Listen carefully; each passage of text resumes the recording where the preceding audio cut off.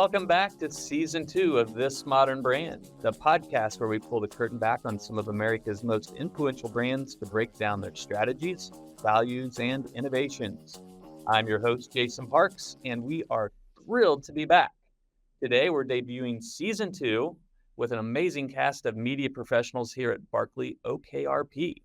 Today, we have Reshma Karnik, who's the Chief Media Officer, and Sean Corcoran, who is our newest President of Media and Analytics. Welcome to the pod, Sean and Resh. Thank you, Thank Jason. you. Glad to have you all. So let's dive right in.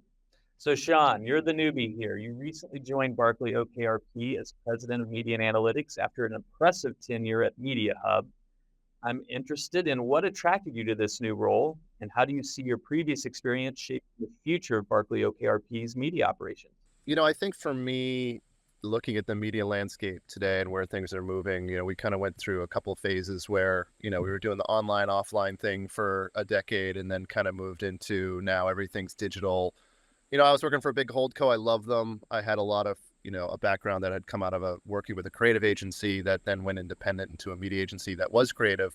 And so, that's kind of moved into more of a holdco situation. And, the holdcos, while I have a lot of respect for them, I think they're public companies. They're required to kind of chase each other around the marketplace. They're trying to build up big machines. They're doing things called principal buying, which is kind of reselling media to their clients. And there's just not a lot of freedom and independence in that opportunity. When I looked at the BarkleyOKRP thing and looking at the acquisition of Adlucent and looking at what the pieces that were there today or here today, to me that was really enticing, because I think when you look at where we need to go in the future, the next few years, in a world of AI, in a world of, I think creative coming back into the fold in terms of having opportunity with technology and, having a full service capability that's fast, flexible, very client oriented, and frankly, working with a bunch of really nice people, just felt like a really nice opportunity. So for me, it was, all those pieces coming together. That's great. So, both of you are amazing leaders in the media and analytics space. So I'd love to hear from each of you. How do you perceive the current state of advertising media? What do you see sort of the biggest trends, the biggest challenges that the industry faces today? And Resh, I'll start with you. Yeah, thanks, Parks. Well, I think our industry is facing a really interesting dichotomy, right, between the expectations that people have with brands, which is a seamless and streamlined experience, and at a time, a heightened awareness around the data they generate and how that data is used, right? So these ideas are really competing with each other when you think about it.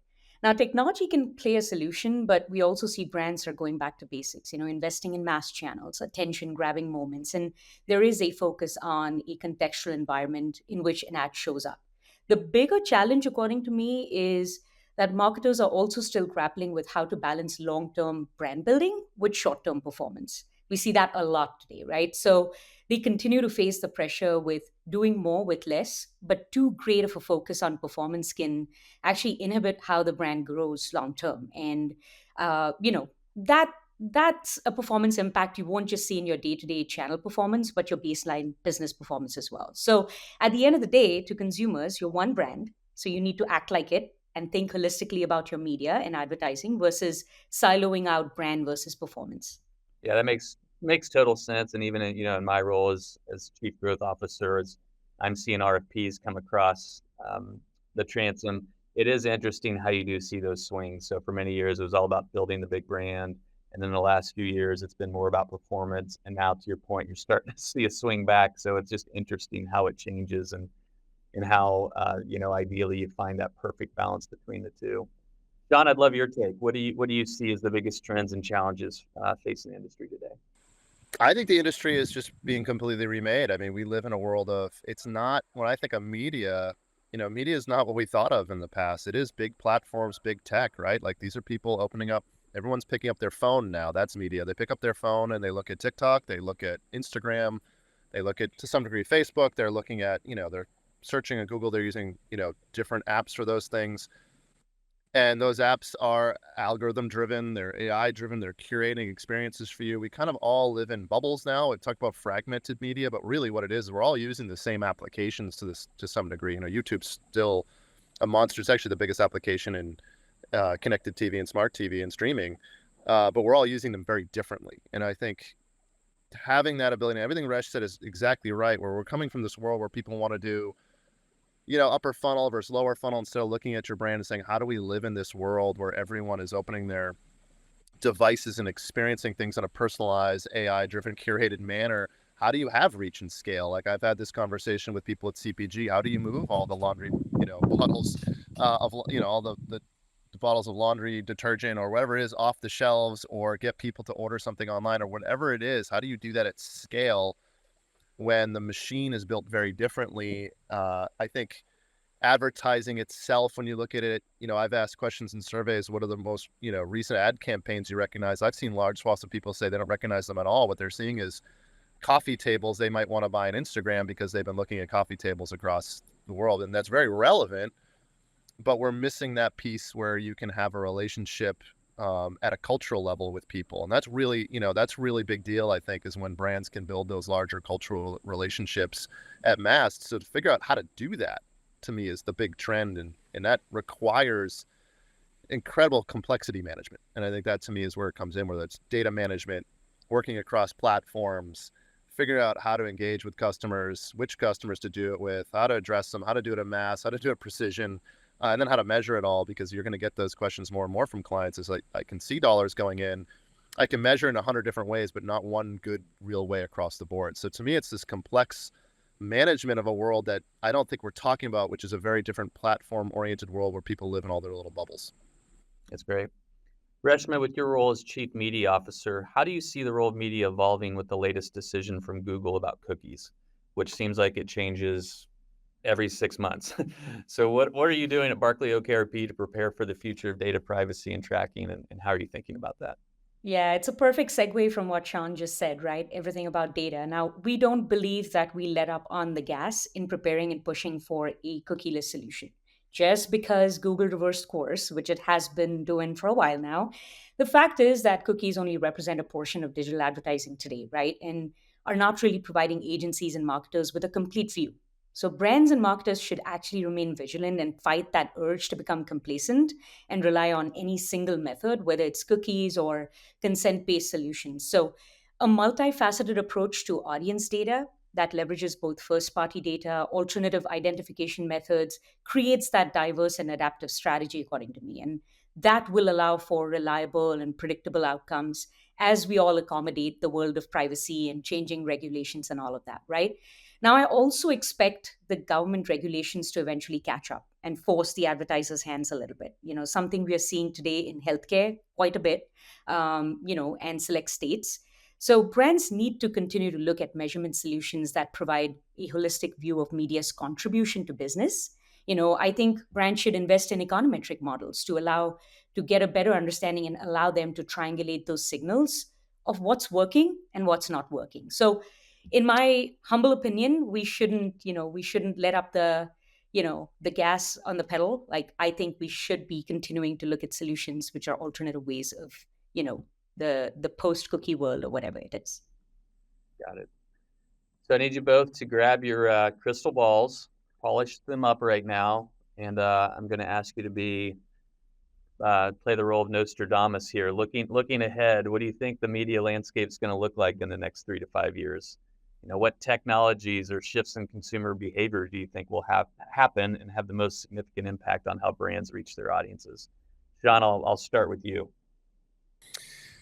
Yeah, I mean, I think I'm going to kind of go off what I was talking about earlier, is complexity is not going to get easier. So I'll start with that. A lot of what Resh is talking about, like cookies, for example, cookies were never perfectly deterministic anyway. I mean, Safari got rid of cookies, or made them at least more of an opt-in. Firefox did that, and there were cookie blockers before that. And it's only a portion we have to hook into some of these bigger platforms. To me, it's going to be a solar system of platforms. That is media, right? So you're going to have people, like, you can think about it as a consumer yourself or an audience yourself. When you are going onto your TV and looking at Hulu or Disney Plus, you're in the Disney ecosystem. That ecosystem is something we're going to have to plug in and work with and manage. When you're going on to Netflix, it's its own ecosystem. Even Roku, which was that little device that hooked you into a smart TV, they went and bought Quibi's media content library, and they're offering content. So the New York Times went cookieless a while ago. So each one of these are acting as their own little platform. So for us, it's this management of the media landscape. For me, is thinking about, okay, how do I think about there's, the Jupiters of the world like Google and Amazon that I need to deal with, but then there's the little asteroid belt of things that I need to deal with as well. So for us, it's complexity management and sitting at the center of all of that and saying, I need to understand not only the privacy regulations of each state and government and even in Europe, I have to understand, how each platform uses data and how they may, if we create an audience for a client, how do we go into each one of those platforms and make sure that we are actually being really smart about targeting the right people, but also getting that right scale. So we have to build a model that sits on top of all of this kind of crazy complexity that can really smartly and creatively figure that out. So for me, the future of media is still going to be very TikTok-y. We're all going to go into our apps and be getting a lot of curated content by the algorithms. Even sports you're seeing is kind of moving behind each of these application worlds. So it's that app platform world that we're all going to be living in, still living in it. I do think, if anything, where government regulation comes in, I think people are seeing more of this younger Gen Z going, I'm really sucked into the rabbit hole all the time. It's almost like the cigarette of the future is this kind of social media. So I think looking at being a little smarter about and having a little more ethics around whether or not we should be pushing this stuff onto younger audiences is something we'll be looking at as well. And how do we manage environment, how we're better with diversity and DEI type, targeting, things like that, are going to be bigger and bigger themes that we'll be talking about in the future. But ultimately, it's going to be data strategy sitting on top of innovation and creative that gets us to success in the future. Great. Resh, I'd love your take. Yeah, I mean, look, I think we need to be agile, right? In my opinion, how consumers get video content on their TV screens will continue to evolve, will continue to change, right? There is a limit to the streaming services that people can justify paying for. And we see that come to life and how people churn from service to service, right? So we expect more consolidation and bundling in that space. I think this will probably bring us a little closer to what cable was back in the day, right? But I think the bigger picture here is people will continue to get more sophisticated in understanding how their data is used and exercising their rights. They're becoming more vigilant, right? And this will likely result in more regulation around data use. So, ensuring that brands are focusing on having data privacy and governance in place will ensure that they have a strong foundation when that time comes, right? I think AI is a big thing. I mean, if everybody had a crystal ball today, everyone's talking about AI, but what does that really mean in media is what I focus my energy on. So, expectation of AI continuing to play a big role in the signal loss coming from the lack of consumer data. I think that's a great point to keep a pulse on. This has already played a role in media through machine learning. We see that a lot. But I think we see and we expect more partners bringing in more LLM, so large learning model solutions and powered solutions to kind of guide us on how we actually, activate media for our brands and reach that right audience when there is a limitation in the amount of data we can collect on their behalf, right? So that's, according to me, the media landscape in the next 3 to 5 years. Yeah, I think it's important. I'll just quickly tack onto that. The AI question, I think we both brought it up in different ways. The AI question for me is it's a machine sitting underneath everything, right? I think that's the thing we have to remember about that is that we've been doing automation. We've had AI models sitting in Google, for example, in search. It's automated a bunch of the work, and you could call that AI. You could look at their Performance Max platform, which is a tool you can just basically hit a button and it's going to work across the Google ecosystem. You'll see more of that in the industry, but the reality is whether it's machine learning or generative AI, whatever it is, it's all sitting underneath all these platforms that we're using. So it really is kind of an engine underneath. So when people ask that question for me, I'm like, well, it's really helped powering everything we do. It's been powering it to a certain degree because machine learning has been in, digital media for 10, 15 years, but it's just going to keep going faster and faster. I do think it brings creative into the fold more. I think that's something that that I'm excited about is working more with the creative team to move faster and see if we can optimize and do some exciting things in the creative space in a faster way, because I think it enables them to do that. But AI really sits under everything. So people ask that question, we're like, it's really the engine that's driving a lot of what we're doing. You were the early adopters of AI. Been doing it for a long time. Hey, we talked about at the very beginning sort of the swing from brand to performance, and then back more to a balanced approach. But I think performance is definitely here to stay, right? So I'd love just your take on sort of a similar question, but specific to performance media. Like what's next there? What are you seeing? What are the trends, challenges, et cetera? Yeah, I think performance is what you want it to be, right? I think, for every brand, performance is unique to what they want performance to be. Some brands are really focused on getting their name out there. Back in the day, it was all about branding. That was performance to them. Performance media today is all lower funnel, focusing on search and focusing on social, and everybody is kind of fixating on our media KPIs need to deliver to our business KPIs. That's the name of the game today. I don't think any CMO I've spoken to is looking to me for better CTRs or better CPMs or better CPAs. It's irrelevant, right? For me, I need to understand what the CMOs and what the brands really want, and how can I deliver performance for them in terms of them going back and looking at it against their business objectives, right? So for me, when I look at media performance, I look at measurement. I look at how are we actually activating that media and bringing all of those results back, tracked against the goals that the brand really has to kind of fulfill its revenue objectives, to fulfill its brand objectives, to fulfill its business objectives, right? So performance media, in the true sense of the word, is purely low funnel performance driven media campaigns. In my opinion, it shouldn't just rest at that. It should rest at how do those campaigns correlate back to the objectives that the brand's trying to drive, and is there a happy median that we need to balance between consideration tactics and lower funnel tactics, right? So in my opinion, it needs to be looked at holistically. It cannot just be looked at in a bubble, and it has to coincide with what brands really, what their objectives are, and what are they thinking about performance in their definition. Yeah, I agree. And I think I would add in, I actually look at it as like an investment strategy. That's usually how I like to talk about with clients. If you're a retailer or a DTC, like travel company or something like that, there's a lot of work we have to do to prove that the people in the market, that we're getting our share of the people in the market, either for the brand or for a relevant product or something similar, right? So we need to be able to put butts in seats for an airline, or get, heads in beds for a hotel, or really convert on, our agency now at Lucent does a lot of that, right? So it's a lot of like capitalizing on the shopping feed, ensure that we are optimizing, and making sure that we're capturing as many people in the market as possible. That's part of it. But for me, an investment strategy is talking to a client, and similar to what Resh is saying, like, what's your growth plan?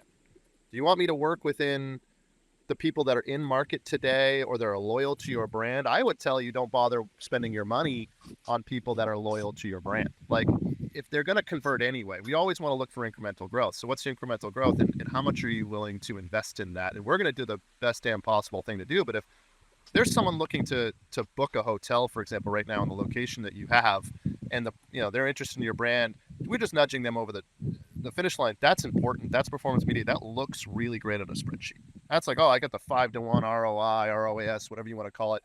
That's stuff you can do, and the machines are all set up to prove that works. If you're a brand and you're trying to grow and grab market share from a competitor, or you're in a new category or something along those lines, you need to educate. That investment costs money. I think that's the thing we're not talking about.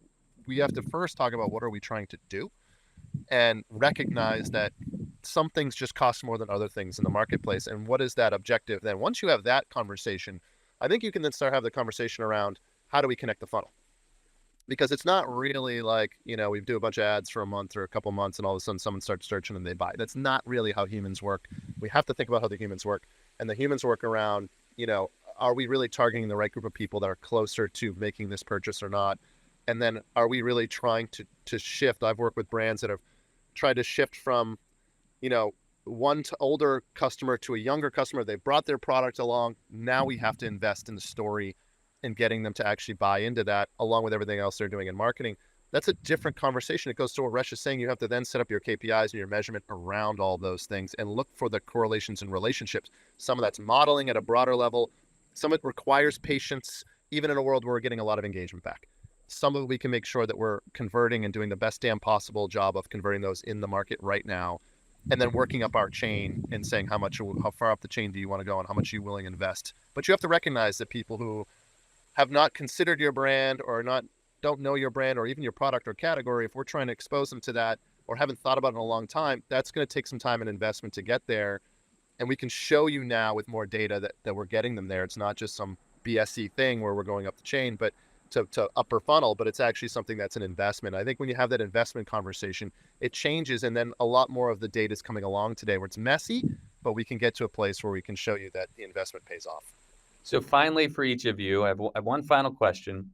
If you could give one piece of advice to brands navigating the current and future media environment, I'd love to hear what would that be. I'll start with you, Resh.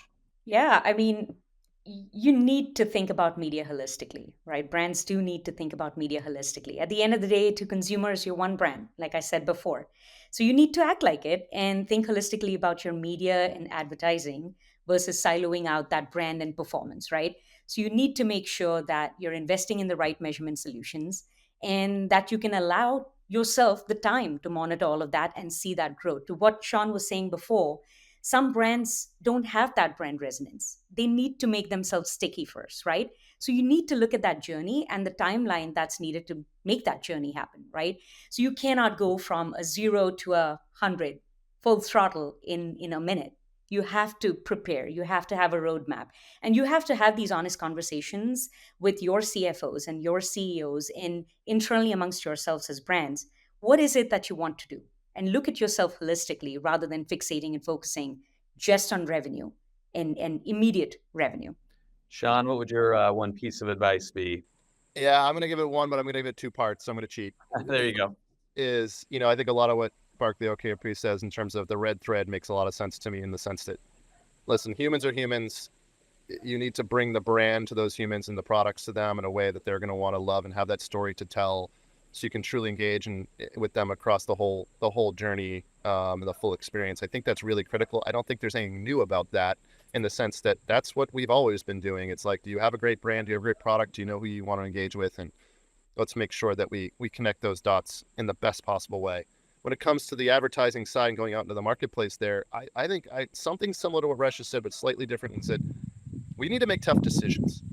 You can't target everyone today. You can't do everything today. You can't do performance and upper funnel. You can't grow. It's really hard to do that. Even P&G has a hard time doing that. Even Amazon with their billion-dollar budgets have a really difficult time trying to do that. You look at Geico. They do an amazing job, but their market share really changes. So they continue to have to invest close to $1 billion. So it's kind of keeping up with the Joneses a lot of the times in that market. So for me, it's like, what are we not going to do is the question I want to ask the client. Like, what do I have a lot of clients who want me to do a little everything. I'm managing a lot of complexity as it is, so we have to recognize that. But also, like, let's make the choices of what we're going to do and not going to do when we go to invest your dollars in the marketplace. I think that's a critical question. What are we going to measure? What are we not going to measure? Because if you're expecting us to do it all, we're not going to get anywhere. And I think a lot of clients do that. And I think, we try to have a lot of conversations, say, hey, let's not try to do everything. That's great. Resh, Sean, thank you so much for joining us today. This wraps up our episode of This Modern Brand, a podcast by BarkleyOKRP. We hope you enjoyed it. If you did, make sure you leave us a review on Apple Podcasts, Spotify, or Amazon Music. And that goes for you too, Sean and Resh. Please do that. For more stories and insights on how to build brands people love, visit us at BarkleyOKRP.com. I'm Jason Parks. Thanks for listening.